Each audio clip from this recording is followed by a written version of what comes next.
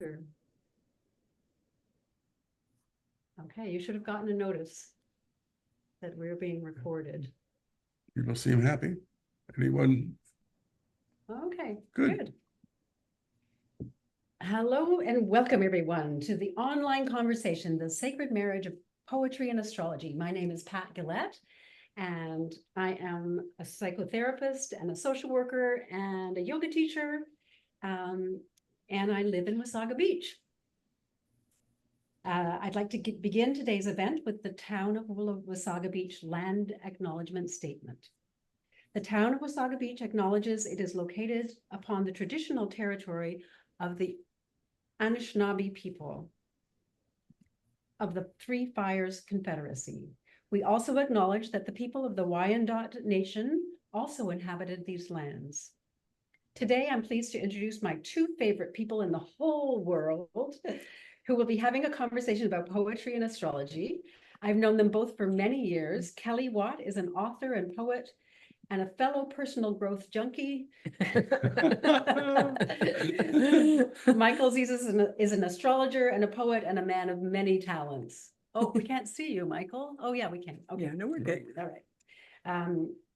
Here's the schedule. First, we will have a short reading by Kelly Watt from her poetry book, The Weeping Degree, How Astrology Saved Me from Suicide. Followed by a few interview questions from Michael Zizis about astrology, about how astrology inspired the writing of her book. Then we will flip the tables, and author Kelly Watt will interview Michael Zizis about astrology, some of the darker destiny planets, his love of poetry, and the connection between astrology and poetry or mythic story. So let's begin. I'll start by telling you a little bit about Kelly's book. Here it is, The Weeping Degree. How Astrology Saved Me from Suicide is a raw and gritty new collection of poetry and flash prose by author and poet Kelly Watt that became an international Amazon bestseller this past August. The poems in the book tell the herstory of a trauma following the ripple effect of childhood abandonment and sexual abuse as it echoes throughout the author's life, slowly transforming through time from a wound to a gift. Watt turns to astrology and Buddhism to make sense of her tragic experiences and to develop the courage to continue along the winding road towards wholeness. The book travels the globe, starting in the silent shadows of foster care in a bleak suburb and emerging into the light and sound of Sanskrit chanting in a Tibetan Buddhist monastery in Nepal. Here's a little bit about Kelly. Kelly Watt's chapbook version of her latest book, The Weeping Degree, published by Wild Rising Press, Colorado, was a finalist in the San Miguel de Allende, Mexico Poetry Mesa and Wild Rising Press Chapbook Contest 2023. 4 of her poems were published in the spring. Of these poems were published in the spring issue of the Hamilton Arts and Letters magazine 2024. Kelly has published 2 other books. The Gothic novel Mad Dog, Doubleday Canada 2001, and the mini travel book Camino Meditations. This US 2014, this book is also a guide to walking meditation, and it's a great daily reader, even if you never meditate and never walk. A great bathroom reading. Kelly has lived in 5 countries, but makes her home in the Ontario countryside with her partner and 4 chickens. Kelly will now read some of her poems from her book, The Weeping Degree. Thank you, Pat, for that amazing introduction. And thank you everyone for coming today. I know it's a bright, sunny day. And so I really appreciate you making the effort to come. And this is a really wonderful experience because we're having a really unique thing where we get to discuss the connections between astrology and poetry.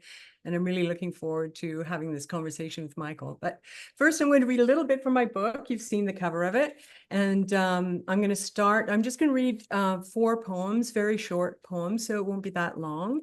And we're going to start with a quote at the beginning of the book.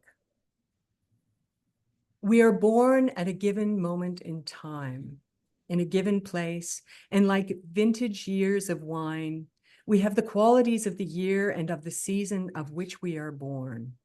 Astrology does not lay claim to anything more. Quote by Carl Jung.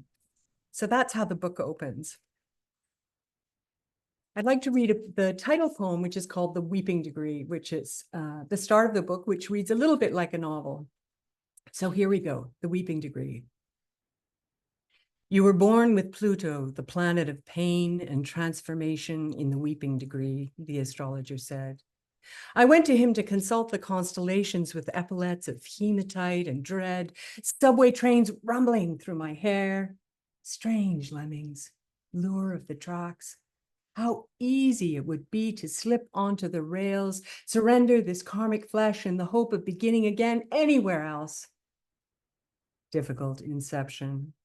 Late blooming chart, 29th degree, final moment when everything falls apart, astrological signature for abandonment and neglect, Persephone's torment. Message never delivered. A child, unborn, brilliant ideas, the world is too stubborn to want. So many oppositions. Always a no before the yes. I confess, I came this close. St. Clair train thundering under his floors, my shoes shivering with knowledge as he showed me there are secret tunnels, symbols, whole underground cities, above signs and stars. Your fate is a cruel master, crucible of the warrior. But God gave you the name of the Gaelic hunting dog, your own sweet howl. When it's time, darkness will dance you into light. Your weeping will sprout roses. Your wounds take flight. So don't kill yourself, okay? Life gets better, I promise. Thanks. So that's the opening poem, and it's about the narrator meeting the astrologer who's sitting beside me. And as I said, the book reads a little bit like a novel. It's in 3 sections. The first section is called The Home for Little Girls. The second section is called The Buddha and the Pink Futon. It's about the geographical cure. And the third section is called Hands Across the World. Most of the poems begin with a little astrological signature. So I used astrology as a kind of inspiration. And so there's often little quotes that begin the poems. And this one's from Michael. So here we go. I'll start this. This is called Sun in Taurus. In Western astrology, one's sun sign is determined by where the sun was in the sky at the time of birth, and in which of the 12 houses. Many astrologers believe that the sun sign is our personality, our destiny, and who we are learning to be in this life. That's a quote from Michael Zizis. And here's the poem. On the day I am born, 5 planets station retrograde. The earth stands still. The self turns inward for a life of reflection.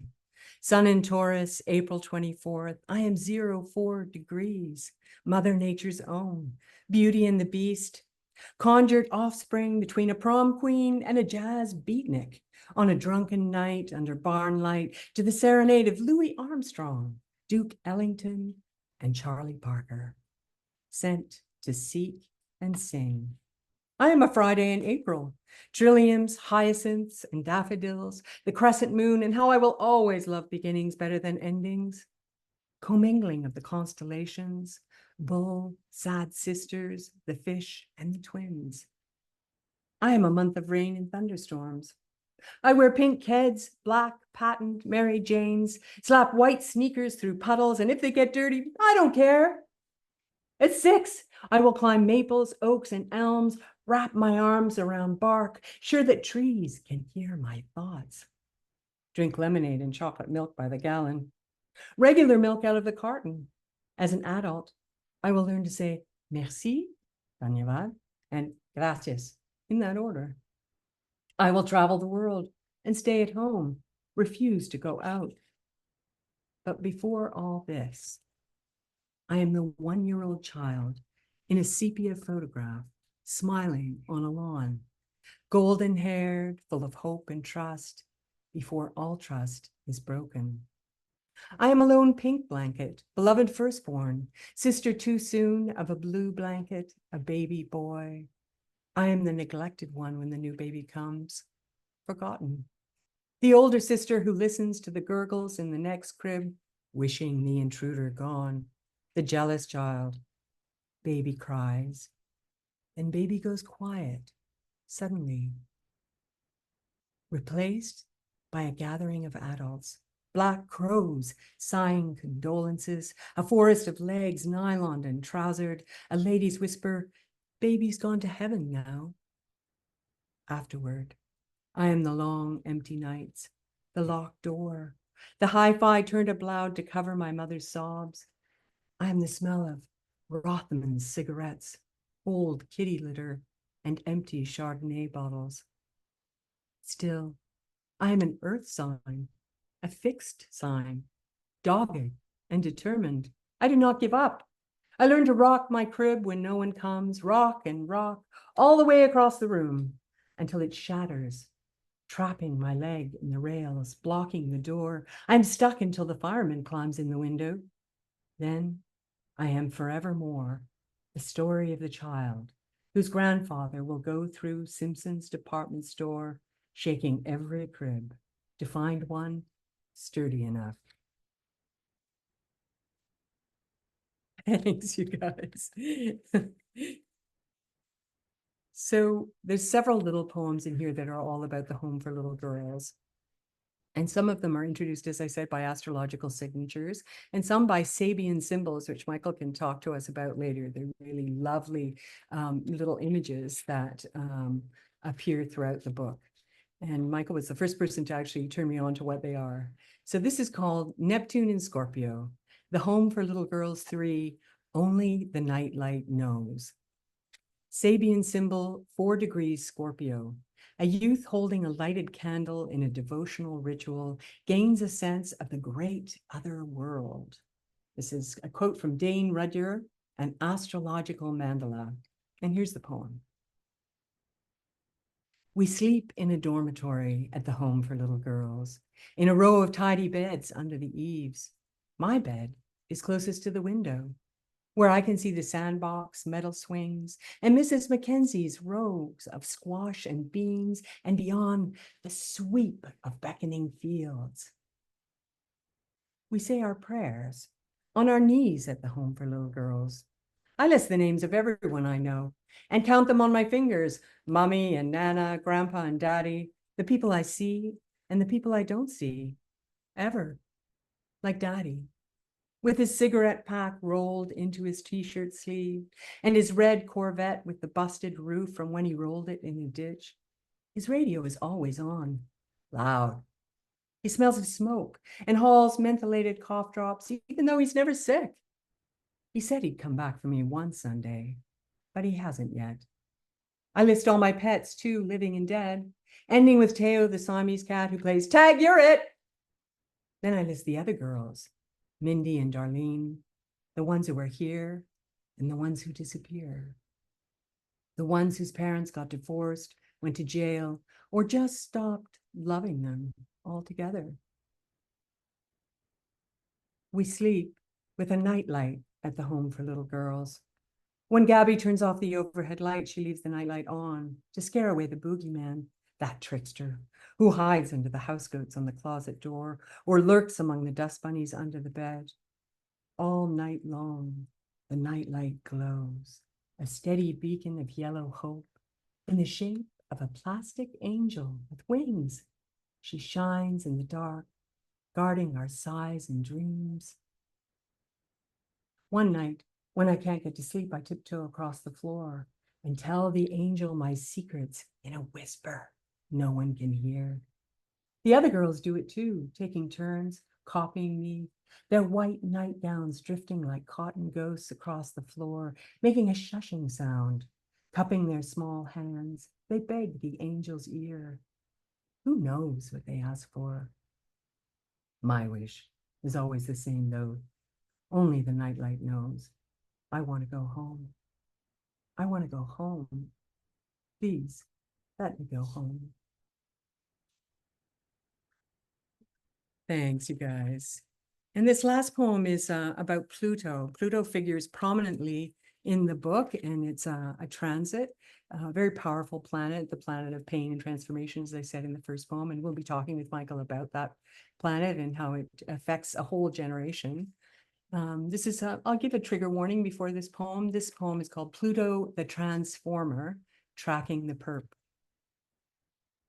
Pluto moves very slowly, maybe only 5 degrees in one lifetime. But the point of Pluto is evolution, to take us to the far shore of where we started. If you start off with trauma, you progress to mastery. It's a lifelong evolutionary process from victim to empowerment. Quote by Michael Zizis. And here's the poem. In the end, you track him down by his voice. That voice you would know anywhere, wouldn't you? That gravel slouch, insouciant swagger, small town Celtic arrogance, cerulean eyes that give you hypothermia in minutes. Still, you summon the lady balls and talk him into meeting. Go visit his house wearing your leopard coat, carrying your tape recorder. Show him photographs of you as a little girl, glamour pics of your mother when she looked like Lana Turner. Maybe you remember us? He preferred the little girl. Bingo. You are sure it's him, but then doubt yourself. So many calendar years have shivered and gone. Has he harmed anyone else? Should you call the police? Do you have enough? Get him to confess? You confront him on your second meeting at the coffee time in some suburban mall in the city outskirts. Smell of burnt coffee, cinnamon donuts, sugar spilt across the table. Bells ringing as the door opens and closes.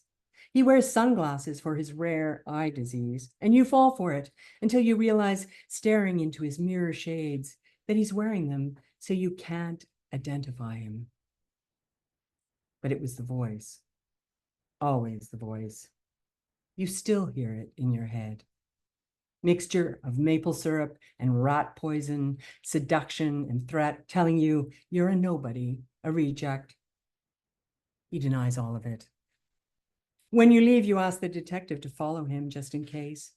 He goes into a convenience store and stands staring at a row of children's toys, teddy bears and ook picks, stuffed dogs and Mattel action figures. You were kind. Said it was a family disease, generational habit. If you were abused, he probably was too. Is he listening to your voice now? Can he hear your words inside his head? Will he live in fear for the rest of his life, worried that you are coming for him, just like you did? Thanks for listening. Thanks, you guys. Thank you, Kelly. Oh, Thanks, Kelly. Wow. that was extraordinary. I am so moved by your poetry, Kelly. I just couldn't put your book down. The depth of the beauty of the language and the poetry, the depth of your trauma, and also moved by your astonishing journey towards healing. Thank you, Pat. This book is a masterpiece and the result of a lifetime of honing your craft and healing your body, mind, and spirit. We will now have a conversation between Michael Zizis and Kelly Watt about, and this is something about Michael. Astonishingly accurate and entertaining. Michael Zizis has been a professional astrologer for over 40 years. He combines a powerful and poetic use of language with a deep understanding of the human condition to inspire, inform, guide, heal, and delight his clients, often with dashes of humor. Michael has appeared on numerous television and radio programs and is a dynamic public speaker. Michael is a poet and past publisher and published author. He taught creative writing at Humber College. Michael is a man of many talents who combines the art and science of astrology into a form that deeply satisfies. He is quoted 11 times in Kelly's book. And he lives in Wasaga Beach with his wife. Yours truly. Okay, Michael and Kelly. Michael, it's your turn to ask Kelly some questions. Well, Patty, thanks so much. I would have gone for, lovely and talented. Don't stop there. It's all good. All right, so I'm going to hold this up because we haven't rehearsed much of this. All right, so there's a list of questions here that I'd love you to just, fill into your contentment. Thank you, Michael. So number one, what portion of astrological symbolism speaks to you most deeply? One of the things I loved about astrology is, of course, it's based so much on myth and story. And and it's also so rich with both the numerical and physical symbolisms, but phrases and expressions. I mean, I loved the idea of the weeping degree. I heard the weeping degree from Michael when I was the first time I went to see him. And for years I spent trying to write a story about that, and ended out, it wasn't only until I got to the pandemic and I started taking poetry classes with Judith Hill that a book about the weeping degree started to come together. But of course, I was very inspired by that symbolism. And many of the stories in the stars are, of course, based on the Greek and Roman legends, which are stories that we've all grown up with. And hearing about those legends and how they were in one's chart by virtue of the placement of the stars, that in some way, this is part of the human experience. We all the different stories from the Greeks and the Romans, they illustrate conundrums and conflicts and challenges that all human beings go through. And so somehow I felt, I guess, included in the river of suffering humanity, you might say. Yeah.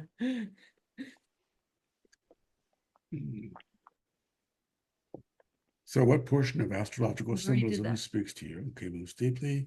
How exactly did astrology save your life? Yes, good question. How exactly did astrology save my life? Of course, that subtitle is also meant to be somewhat humorous, but there's some real truth to it.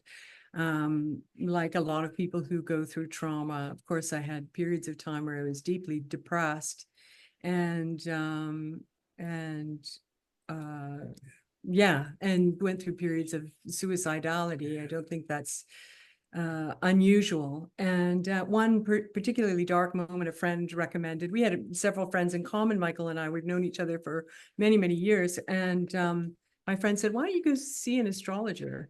And so I went to see Michael. And what was great about our first meeting is he didn't candy coat anything. I mean, he said to me, you've got this is a really difficult time in your chart. You've got some very big challenges. And, but I want you to know that it's going to get better. Your life is going to get better. And if you embrace this difficulty, I'm getting a rush as I say this, if you embrace these challenges and embrace your fate, you will be able to transform it, and it will give you gifts. And that gave me such enormous hope. Now, granted, I did a lot of other things to help my own mental health. I mean, psychotherapy, Buddhism, meditation, all these other things. But that was a real turning point for me. I realized then that I was in a process and I had come here to do this work, and I just had to stay the course. And these feelings, this despair around what I was feeling would transform through time. So thank you, Michael. That was a gift. My pleasure. That was a great answer, by the way. Oh, thank you. So how do you personally create the bridge between astrology and poetry? What does it mean to you? Yeah, I love that. A bridge between astrology and poetry. Well, as I said, I started taking up poetry during the pandemic. It was something that kind of got me through the pandemic, actually, was taking poetry courses. And Michael encouraged me to write poetry and to take up poetry. I had stopped writing poetry, and he looked at my chart and said, hey, have you ever thought of writing poetry? And I thought, no, I don't know what he's talking about. I don't know anything about poetry. And I started taking poetry classes, and I felt this whole world kind of open up. And one of the first phrases I started with was the weeping degree, which was this book I'd been working on since the 1990s, and that just wasn't going anywhere. And as soon as I shifted forms and tried something new and took a risk and started writing poetry, it all started to come together. And as I said, I think, what is astrology based on? It's based on a lot of these myths and legends, and what great source of material for poetry. And also metaphor, right? Poetry is about using metaphor and language and symbols, and so is astrology. I think they have a natural link. I think we need to start a whole new movement of poetic astrology. there's a whole new avenue there. So yeah, I found astrology and my readings with Michael really inspiring, which is why he's quoted 11 times in the book. But thanks for that question. I would have settled for 10, by the way. I also quote Cafe Astrology and Lynn Burback and a bunch of other astrologers as well. There's lots of great people out there who have interesting things to say about the nature of evolution, our soul evolution, right? Right. Absolutely. Yeah. So, Kelly, what does the phrase you've heard me say so often, lifting the veil, mean to you? Yeah, I think I learned that expression probably from you, Michael. Well, lifting the veil is about learning to live in consciousness, I think. Before what is it, Socrates, I think, who said, know thyself. Our purpose here on earth is to know ourselves. And what do you do in astrology? You learn about your chart. You learn about the circumstances of your birth. You learn about themes in your life, your destiny, all of these different things.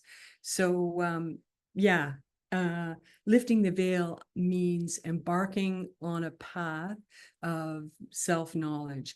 And I don't think it matters what path you take, honestly. I think that's why there are so many different paths. I tried psychotherapy, Buddhism, as I said, all kinds of different healing modalities, and also astrology, and they were all enriching. And it's the difference between kind of before I had embarked on any of these kind of paths, I felt like I was sleepwalking through life and the victim of forces outside my control. Whereas once you embrace or go on a path of self-knowledge, inner reflection, inner work, you can start to work towards a kind of mastery over the forces that you're dealing with in life. So yeah, that's lifting the veil, I would say.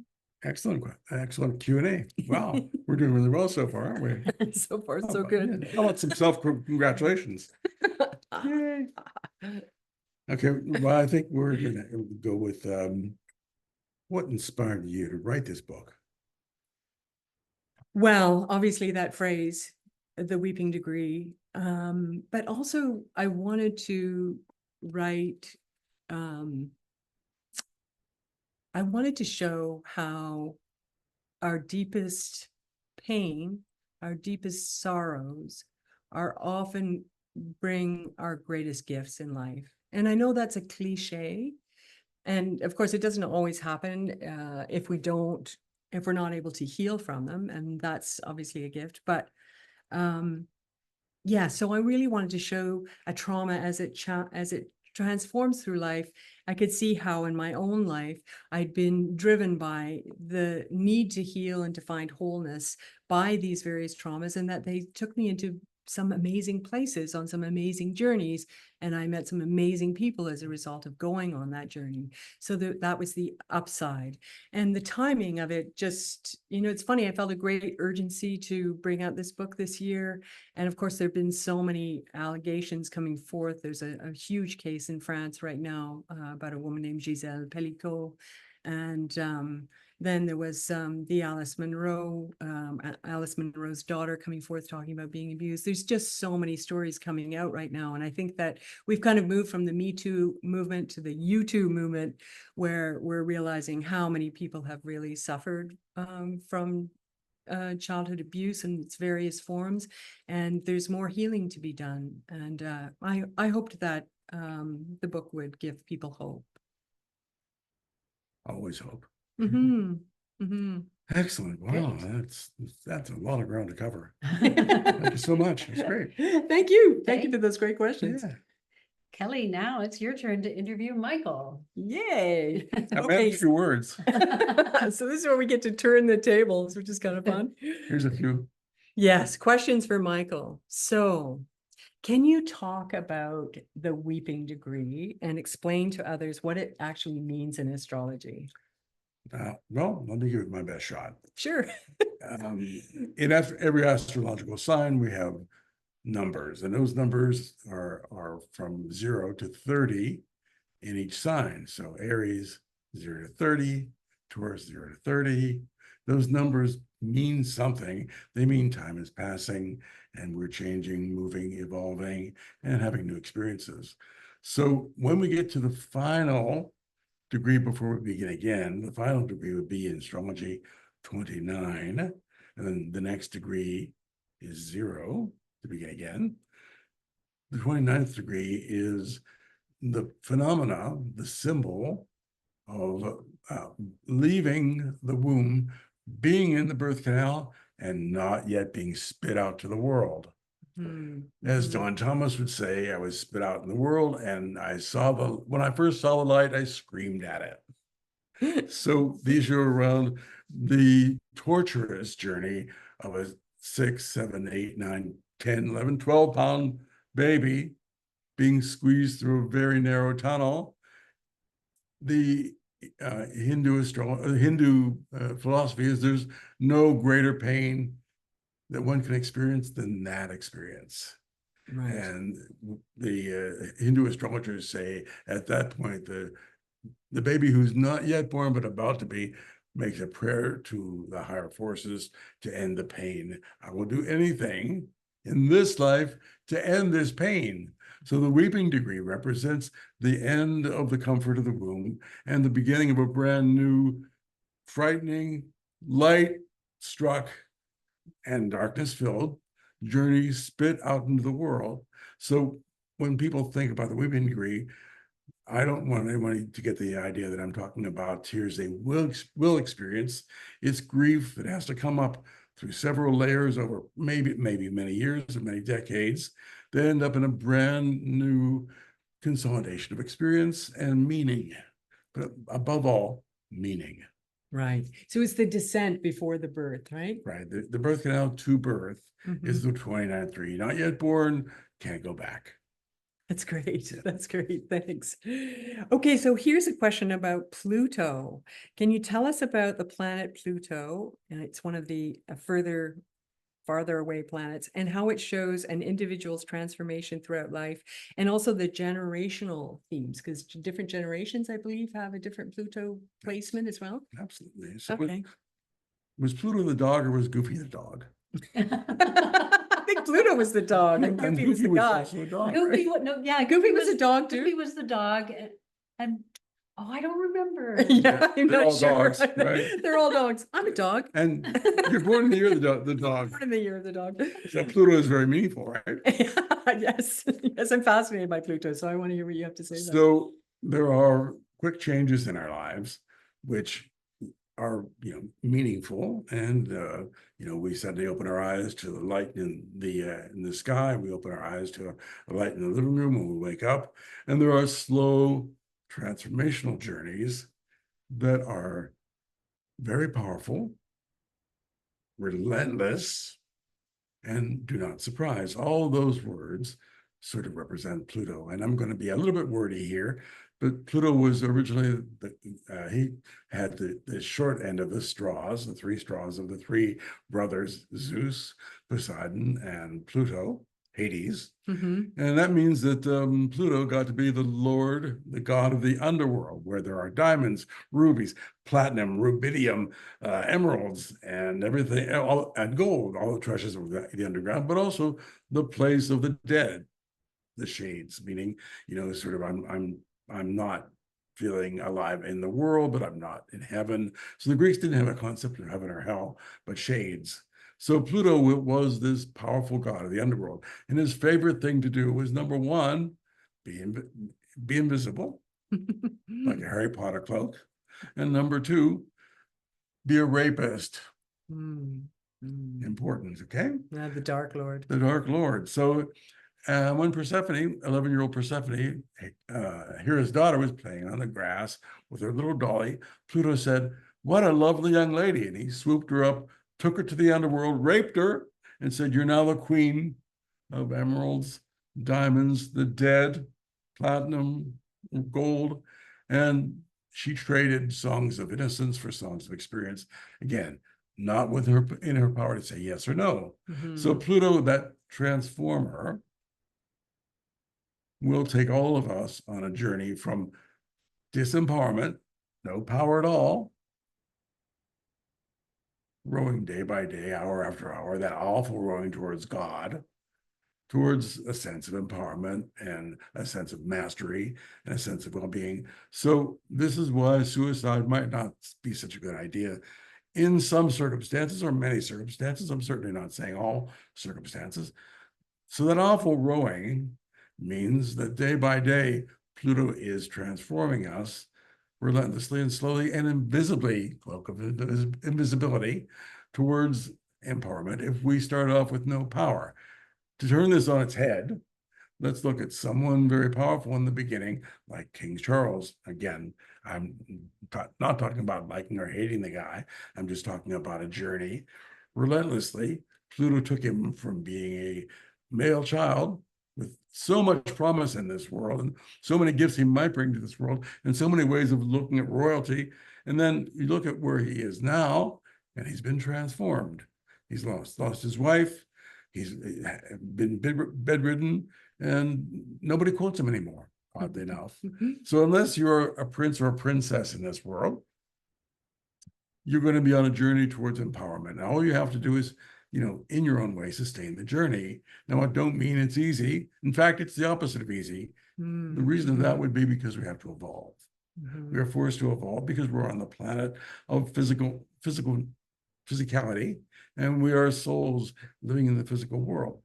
So to be succinct, Pluto will relentlessly, unsurprisingly, take us on a journey. And that journey to the far shore, if you started off with ill health, poverty, you name it, will take you to the opposite shore, completely opposite. Okay. So again, I don't want anyone here to think there's going to be a surprise with Pluto. He never surprises. If someone's, ready for the next incarnation or to leave a diseased body, Pluto will slowly escort them out of the world. Okay. If someone's born with disabilities, they will gradually overcome them. If they're born with poverty or violation, gradually mastery takes place. Keywords unsurprising, gradual, and mastery. Ta-da! That's great, Michael. Thanks you. very much. That's a great explanation. So the planet of transformation, right? Yep. Now, what about the generational themes? There's different, Pluto stays in an area of the, like each generation has a slightly different sort of theme music or something, doesn't it? You're absolutely right. Yeah. So Pluto takes about 20 to 28 years to move through one sign because he's the farthest planet out. He makes one revolution around the sun every 248 years. Wow. Long time. Wow. Okay. So each generation has their own demons to face, their own transformations to take place. So we call the World War II generation, who grew up with Pluto, the sign of war, or the planet of war, in Cancer, the planet of the home. And we call that generation that fought World War II the greatest generation. Pluto took almost 28 years to move through Cancer. And then it moved through Leo, which was my generation.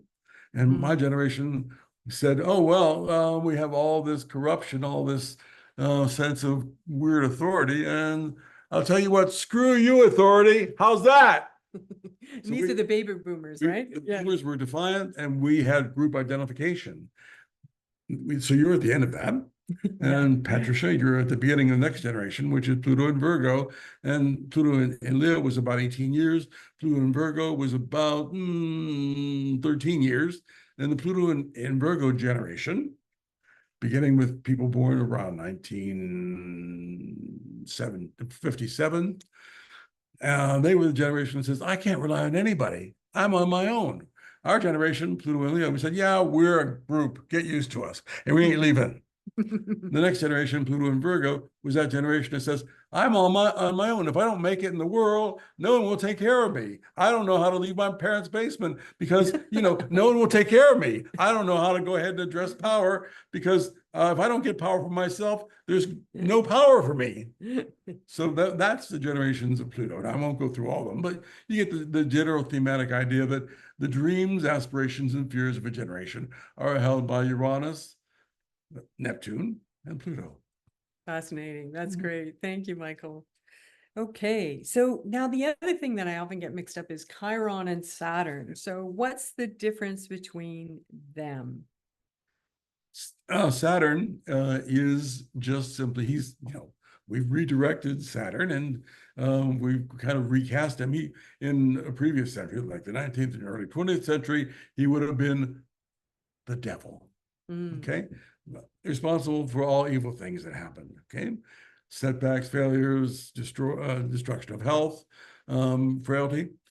And we say now in his revisionist stature that he's not that at all. He's actually the teacher. And his lesson to Kelly, Mikey, and Pat is, hey, I've got a lesson for you. You can learn it the hard way, or you can learn it the easy way. Okay, so Kelly, you were born with quite a difficult Saturn.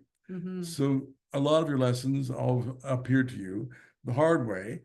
And just to simplify this in, a kind of way to get through it and into it, Saturn says also, we're the group and you're not one of us. Stay on your side of the fence. Yeah. Exclusionary principles. Doesn't that sound like the 21st century that we're in this part of the 21st century?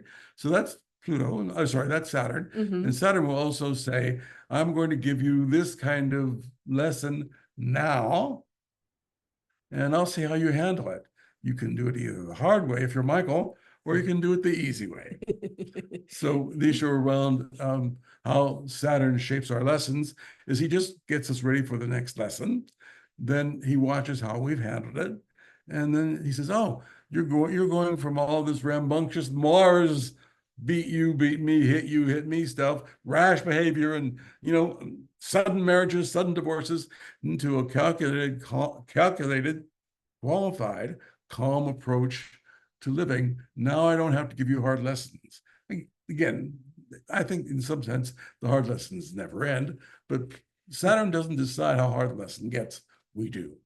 Right. So the lessons get easier as you go along, as you accept each task, I guess, as it comes to, or they can.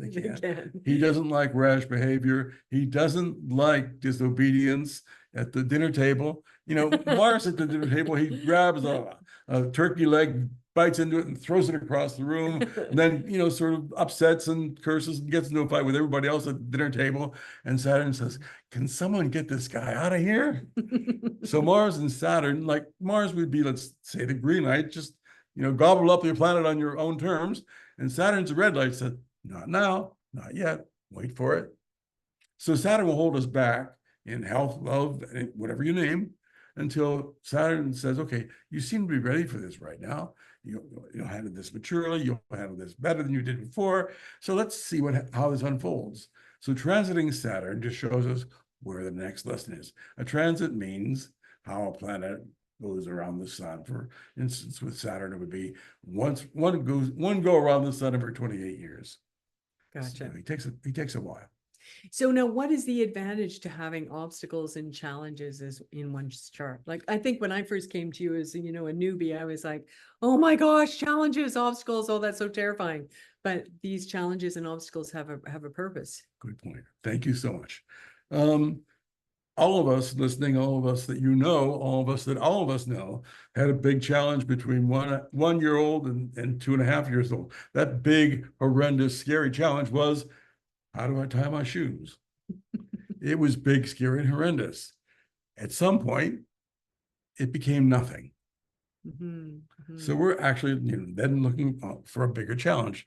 Some of you know adults who are still learning how to tie. Some of you know adults who are still learning how to tie their shoes. Okay, so that's a different story. But the issue around us looking for a bigger challenge, I tied my shoes. That's done. I don't even don't think about that anymore. So simple and easy. Give me something else that's, you know, a little more challenging. So that's how evolution works. Is that with the simpler lives and the simpler souls who come to life, they get a rigid family, like a military family, then a rigid military college, then they marry a military bride or a groom, and they settle down to a military life. And that's, you know, it's all been proscribed. The terrifying thing is when we have an open script. That's also called freedom. Nothing terrifies people like freedom. If you want to look at terrifying times, look at the idea that when I don't know what to do in this situation or ever, that's called freedom. And so we all need challenges to, you know, build our character, to be strong. The 27 Club, I don't know if any of you have gone ahead and researched anything called the 27 Club. It's about rock stars who died at 27 years old because lots of personality and not enough character to sustain the destruction of personality. So life must and should get a little more challenging as we will move on, because that's the way that we learn medicine. That's the way that we learn healing. That's the way that we learn spirituality.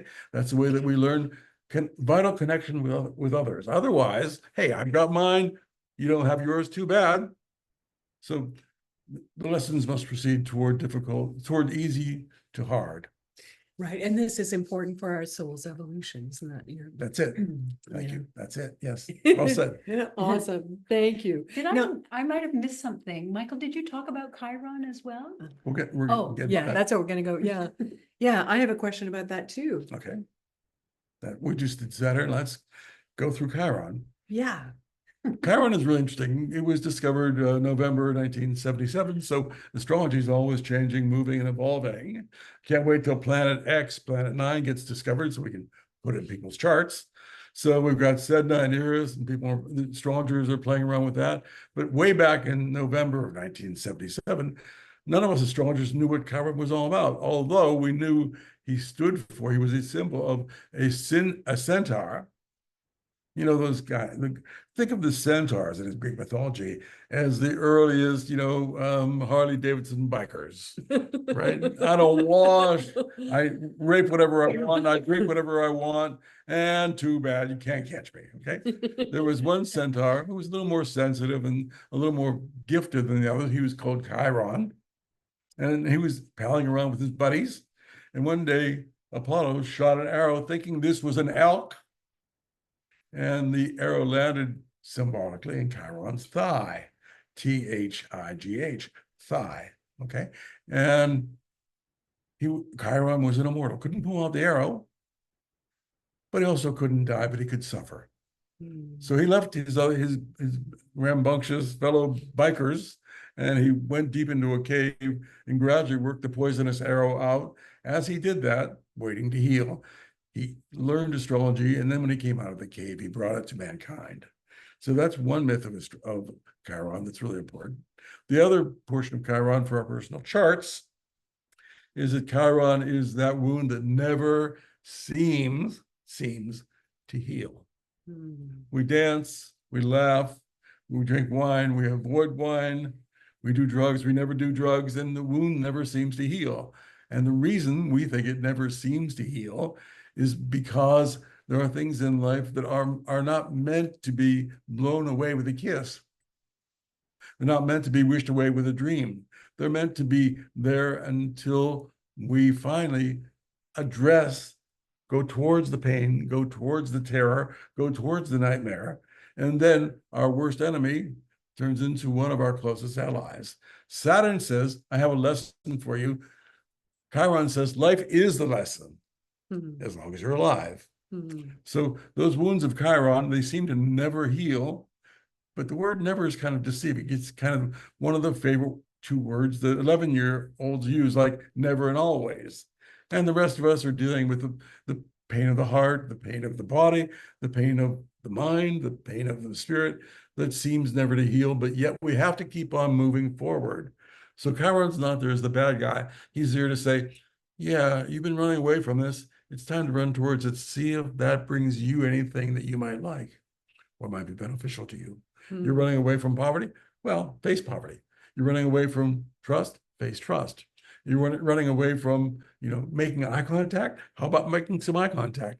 You're running away from calming yourself down so you don't turn into a volcano every time someone disagrees with you. Bring it back down, face the volcano. So that's Chiron's journey.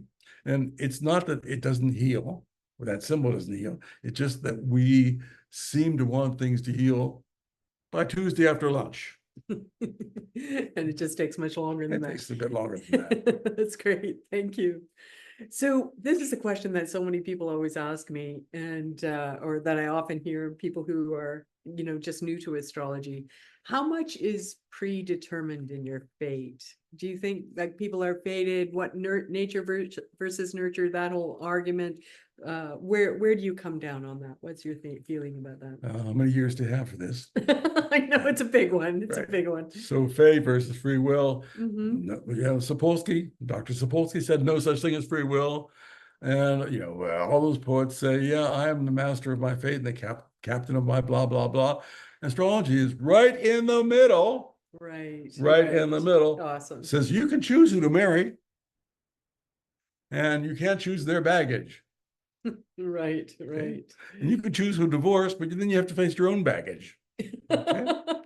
So the issue with free will, which is, the idea that I'm my own author of my own fate, my own journey, that's interesting until we get sick or set back or alone or crushed or destroyed by whatever, or, find the great bliss. And then something else takes over, which says, oh, by the way, let's see where this goes.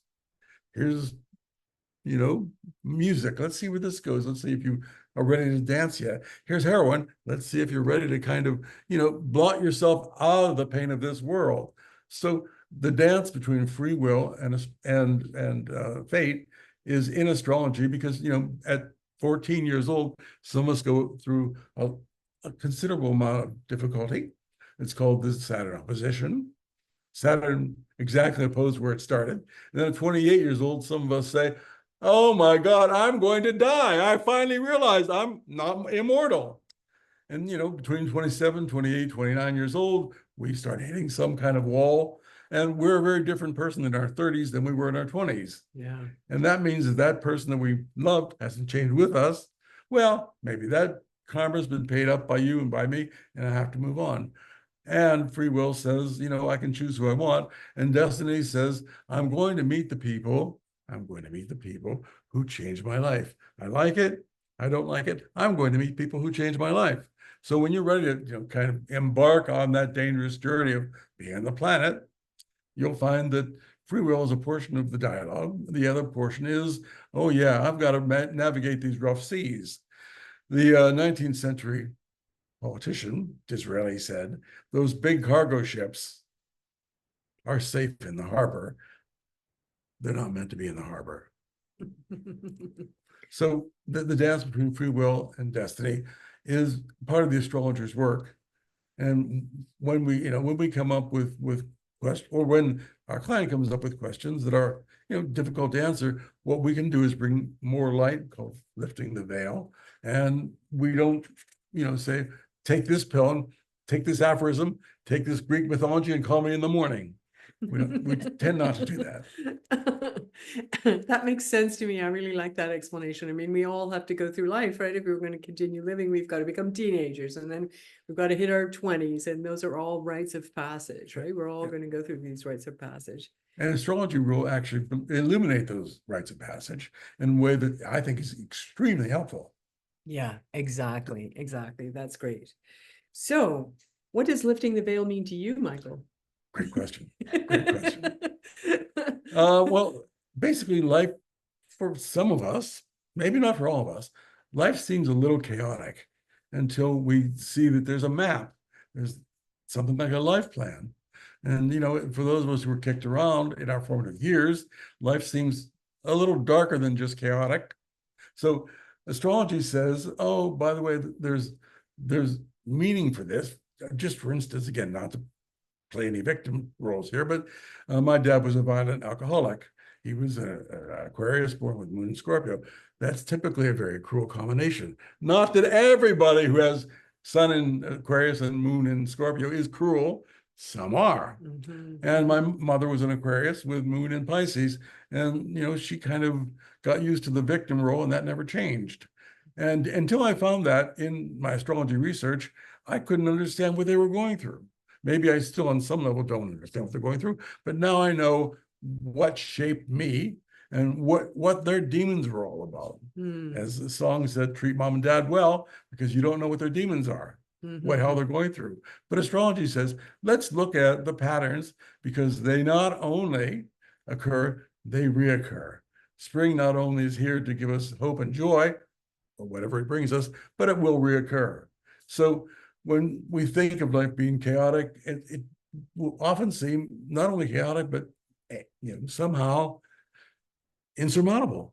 And astrology says you are experiencing a passage. And this pain perhaps came, let's say it came from an external source, you broke your leg, and it will leave through an external source. Good to know. Okay, good to know that stuff. So what all this means to me is that when I'm lifting the veil for myself and my clients, I'm, being an ally, a witness towards their passage of joy, pain, sorrow, and rebirth. And I think that's really important, because our culture is no longer listening. We have no longer any listening skills.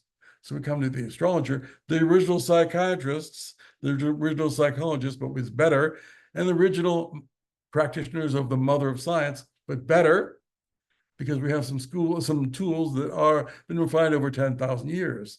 So lifting the veil to me means honoring the research of thousands of anonymous geniuses who allowed Michael to stand on the shoulders of giants.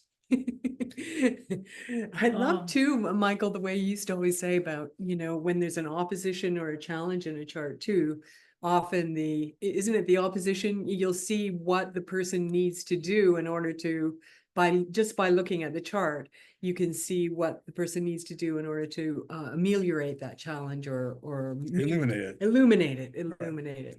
So we say in astrology, wherever there's a problem posited by a planet, the answer is in exactly the same spot. Okay.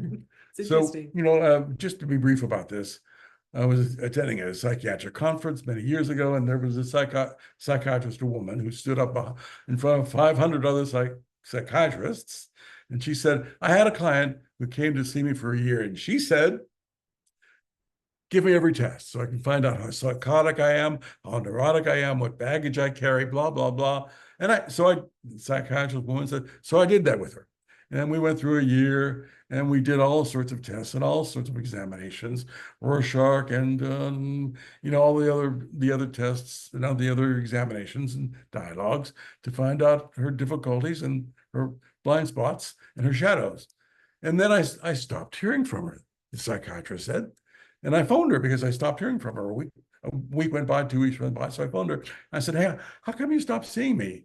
If you did, that's fine, but I'd just like to know why. And the woman said, oh, I went to see an astrologer, and he told me in 1 hour what it took you a year to find out. That's interesting. Bravo. Wow. Thank So, you. Kelly, you were born with the planet of war, Mars, opposite the planet of the dark lord of the underworld, Pluto. So you came here to be a warrior against the real undercurrents of darkness when you were well equipped to do so, but not before. Thanks, Michael. I hate to interrupt, but I think we need to leave some time for questions. I could listen to you forever, both of you. This is great. Thank you. Yeah, so if there's anybody in the audience that has questions, Comments? Okay, so we are being recorded. So if you don't mind being on the record in the recording, then just unmute yourself and ask a question. If you want to post a comment or a question anonymously, then post it in the chat, and then we will read out the question without saying who and answer it if we can. So go ahead, anyone, just go ahead and unmute and ask any questions. Jump in. I have a question.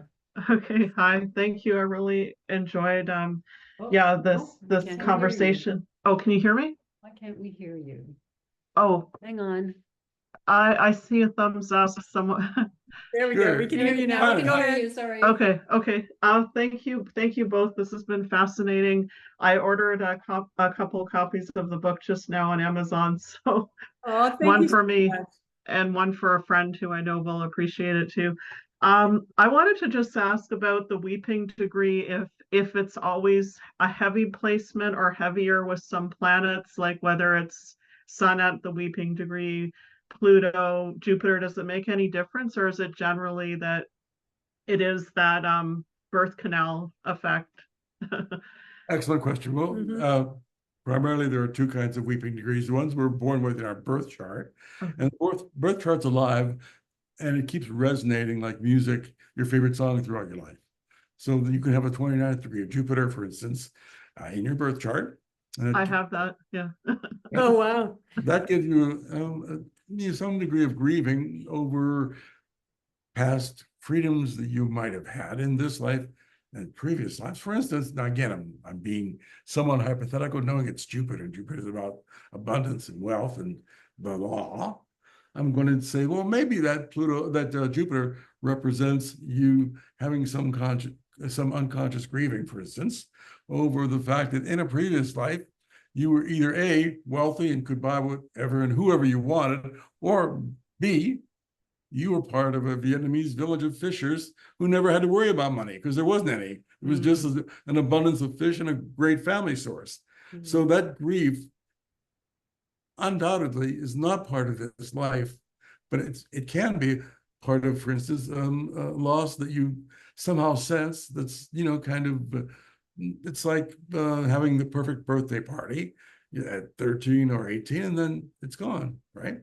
So Jupiter doesn't give us misery or difficulty with the present. He wants us to be more buoyant. He desires us to be more buoyant about what's already gone on and what's to come. But that's an interesting point. Thank you for that. Now, did that answer the question? Yeah. Thank you, Michael. Yeah. So in their transit, Jupiter can have the same effect, or Saturn. Saturn would be a little bit more dynamic and heavy with saying, oh, by the way, you were born with Saturn in the weeping degree in, let's say, the 12th house. The 12th house is in a chart called the organizing principle. And Saturn will say, you thought you were a bad guy in this life, get over it. Don't bring your sense of sorrow and guilty bad guyness into this life. So that weeping can be all about Saturn in the 29th degree in the 12th house, for instance, about a troubled conscience we bring into this life because, in a past life, we weren't a nice person. I like to tell those kinds of clients, hey, I was probably the middle management for Genghis Khan in a previous life. I'm not that now. Yeah, we all have baggage. Yeah, we all have baggage. Thanks, Clara. That was great. Yeah, Any other interesting. questions? Comments, concerns? Anybody like my hat? Whatever you like. Go ahead, Susan. Oh, we can't hear you either. Can you unmute yourself? No, I'm not, to answer your question, I'm not fussy on your hat. Oh, can you hear me? Oh, what's under, oh, I see. Maple leaf. Oh, well, I like your hat. Very patriotic. It's a patriotic hat. It's Oh, well, that's good. Yeah. it's limited series hat from the 2000 Paralympics. Oh, but Actually, yeah. Yeah. I'm just thinking of, because I'm 71 and less time living and live and all the other time I've been living, what I've learned, and it's really interesting now. I'm at the stage where people are dying, we're getting ill. Okay, and I'm looking at the people that are dying, getting ill, whether they lived good lives or they were evil bastards, and they were awful. Yeah, I'm not. And lately I have two friends. One died very suddenly, good man, fantastic.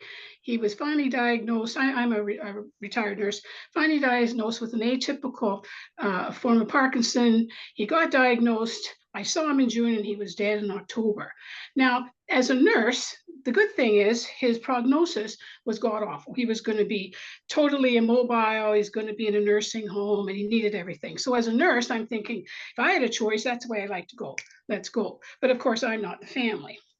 And then I think of some other friends I have that are older than that, like he was 78, and they have been nothing but a pain in the ass all their life, continued to be a pain in the ass, and they thrive and they go through all these people, and they are just awful. And they continue with this horrible path of using and abusing people, not paying attention to their health, not paying attention to their money, and they continue on. And I don't see any change in them, but they continue on. And so listening to you, I'm thinking, well, they've never learned a lesson, they've never progressed, they've never embraced why they're here. And so I guess, you know, when the heart goes, usually you die of cancer or heart attack. That's usually the two things that get you. They'll be gone. So it's just an interesting thing at this stage in my life. I can reflect more. I'm not working, and everything I do, I choose to do. I volunteer. I just love. I like to sing and all that. So it's just interesting. And as my friends die and get sick, I look at them, and then I look at the others, and I think, okay, I know it's not. I'm a Libra, so you know what I'm like. But it's just, some people leave this world and there's nothing. And the kids are bewildered. The kids try, they burn out, or they stay there, they sacrifice themselves. So with your talk and your poetry, I love the poetry.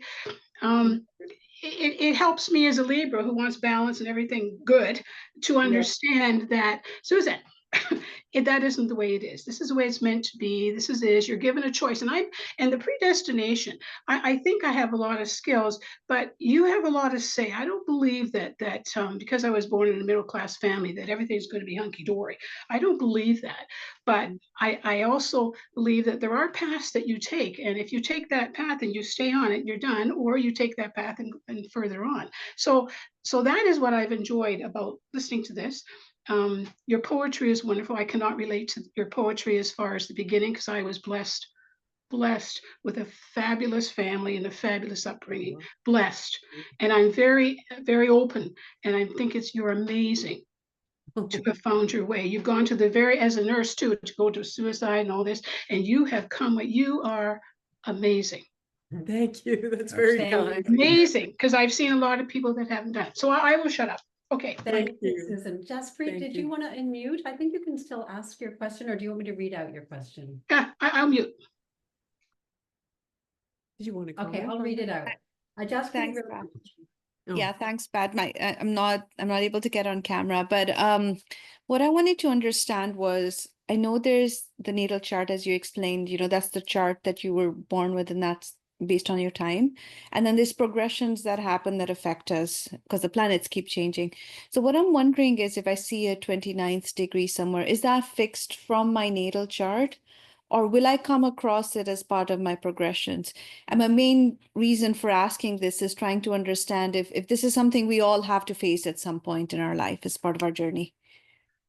Excellent question. Yeah, Thanks so yeah, much, that's Jaspreet. good, yeah. Let's suppose that the person is born with nothing at the 29th degree, and then by progression, which means progressions in astrology simply mean that for instance, I'm 75 years old, and a progressed chart would represent me at 75 days old, 75 days after my birth, which shows who I become. Now, people get weird about when I say shows who I become. It doesn't mean good or bad. It means I've evolved in some way. Okay, so let's suppose that your progressed chart shows, any planet, sun, moon, Venus, Saturn, going through the 29th degree.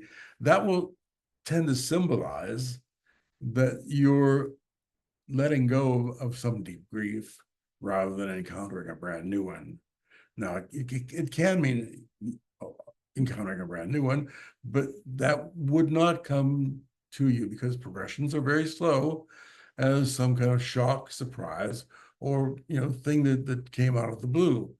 Most often, with most of my clients, most of the time, because I never say never, it represents a letting go of some deeply, forgotten or uncried tears. Uncried tears are a really great way to explain what the meaning of the weeping degree is really all about. Mm.